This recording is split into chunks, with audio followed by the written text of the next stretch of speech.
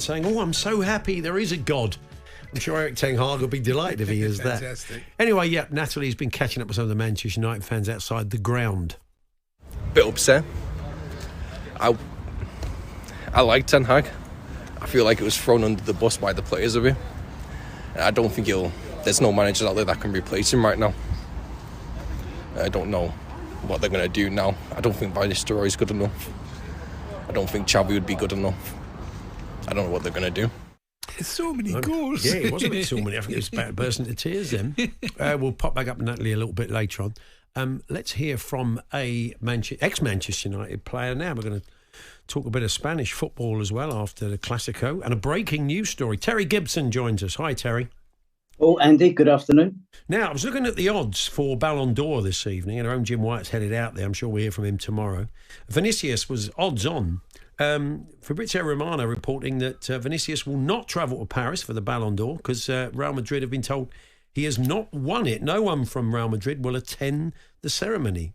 Florentino Perez, no Vinny Jr, no Ancelotti, no Bellingham. So make of that what you will. That's a bit of a surprise, isn't it? It is, I think, because of the publicity surrounding the award, everybody assumed it was going to be Vinicius because of the rumours that were circling around. And I think a lot of people probably expected it to go to a Real Madrid player, and Vinicius was the pick of the bunch. Probably not, in my opinion, if I'm being honest, if it was based on last season's form. But it did appear clear that a Real Madrid player was going to win it. I've had a quick look at the others that might win it, and it appears Rodri is the obvious conclusion to pick up from now. I mean, Rodri's a wonderful player, and I've really enjoyed watching him close up the other week at Brentford. He's fascinating to watch. He is amazing. But, do you pay good money to go and see a defensive midfielder? Or do we all go for what Vinicius can do? I think it's a strange decision. Yeah, I take your point exactly. My feelings would it should have been Danny Carvajal, so it's even worse. It's a right back. We don't pay good money to watch a right back.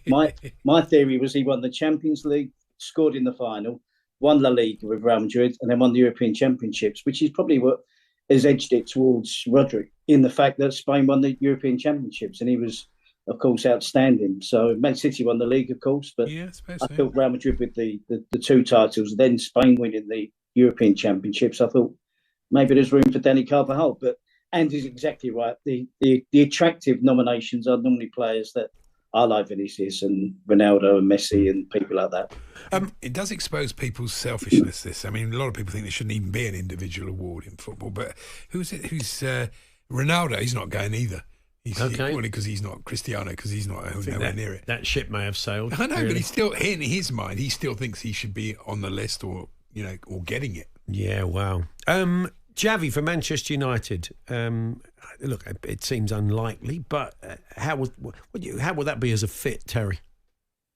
Well, I've heard a lot of disrespect towards Xavi, and I think that for a man that took over his first senior job, I mean, he was manager in Qatar for a little while, but his first senior job was one of the major clubs in Europe, and it was a basket case of a club. And he took over in November 2021 when they were ninth, with a real genuine fear they weren't going to finish top four. They finished second. They won his first Clasico 4-0 at the Bernabeu.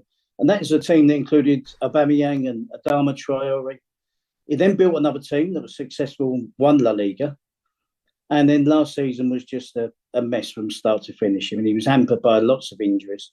He was hampered by the fact that he kind of got the feeling the club weren't backing him in the way that they should have done. He lost Sergio Busquets. They gave him Oriol Romeo as a replacement. They lost Jordi Alba. They gave him Marcos Alonso. So it wasn't an easy job. And all the stuff he must have learned in 2.5 years as manager of Barcelona will hold him in good stead. He knows football. He knows how to put a training session on. He knows tactics. He will have respect to players. So I'm not saying he is the number one target that Manchester United should have. But I think there should be a little bit more respect for his achievements at Barcelona. Interesting. What about Saturday night? I mean, I didn't see the game, but I woke up to the score and went, what? Yeah, it was a bit of a surprise. Caught up with us. the highlights since. I mean, Ancelotti, it was a bad one for Mbappe on the night. It was very obvious. I mean, he had good chances. He just didn't put them away. It was a confusing game to watch because the first half, Real Madrid were a better team. They looked more threatening.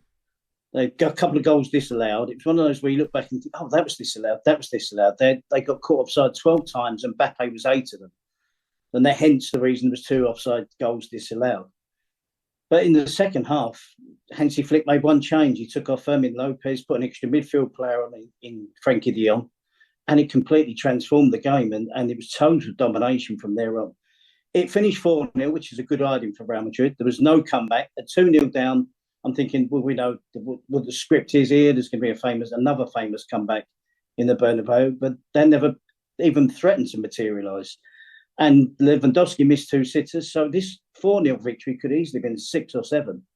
It was astonishing, the second half, how good Barcelona were and how bad Real Madrid were. Yeah. Wow, it was a bit of a shocker, wasn't it? And just finally, as I said, ex-Manchester United, what have you made of the Ten Hag decision today?